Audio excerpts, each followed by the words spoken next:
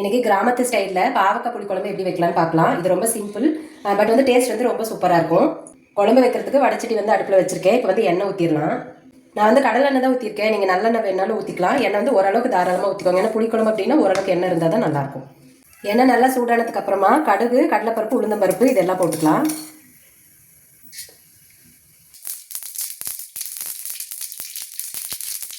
கடுகெல்லாம் பொரிஞ்சதுக்கு அப்புறமா வெந்தயம் வந்துட்டு சும்மா ஒரு 1/2 டீஸ்பூன் மட்டும் போட்டுக்கலாம். சின்ன வெங்காயம், பூண்டு, கருவேப்பிலை இது எல்லாத்தையும் சேர்த்துக்கலாம். இதிலே வந்துட்டு கொஞ்சம் பெருங்காயம் ஆட் பண்ணிக்கலாம். வெங்காயம் நல்லா வதங்கிடுச்சு. தக்காளி வந்துட்டு 3 தக்காளியும் நான் அரிஞ்சு வச்சுருக்கேன், அதையும் சேர்த்துக்கலாம். தக்காளி நல்லா வதங்கிறதுக்காக உப்பு வந்து கொஞ்சமாக மட்டும் சேர்த்துக்கலாம். அப்புறமா நம்ம உப்பு போட்டுக்கலாம். தக்காளி நல்லா வதங்கிடுச்சு. இப்போ வந்துட்டு பாவக்காய் வந்து 2 பெரிய பாவக்காய் தான். அதை வந்துட்டு நான் இந்த மாதிரி குட்டி குட்டியாக வந்து அரிஞ்சிருக்கேன். நீங்கள் வால்வாலாகவும் அரிஞ்சிக்கலாம், உங்களோட விருப்பம் தான். இப்போ இதையும் போட்டு நல்லா வந்துட்டு வதக்கிக்கலாம். காய் வந்துட்டு 1 நிமிஷத்துக்கு நல்லா எண்ணெயிலே வந்துட்டு வதங்கிடுச்சு. மஞ்சத்தூள் வந்துட்டு 1/2 ஸ்பூன் போட்டுக்கலாம். காரத்துக்கு வந்துட்டு நான் மிளகாத்தூள் தான் போடுறேன். நீங்கள் வேணும்னா மிளகாய் கொஞ்சம் சேர்த்துக்கிட்டு கூட மிளகாத்தூள் போடலாம். இது வந்து நம்ம வீட்லேயே அரைச்ச குழம்பு மிளகாய் தூள்.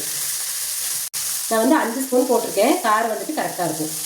இப்போ வந்துட்டு தேவையான அளவு உப்பு போட்டுக்கலாம்.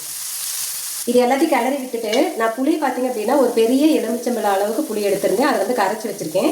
புளி தண்ணியை ஊற்றிக்கலாம்.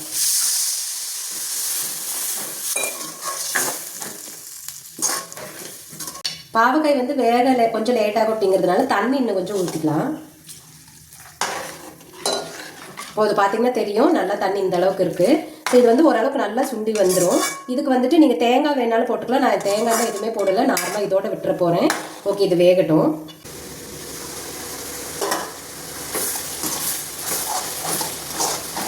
இதை வேகிறப்போ ஒரு 2 தடவை வந்து கிளறி விட்டுக்கோங்க. சம்டைம் வந்துட்டு லைட்டாக அடிப்பிடிக்கும்.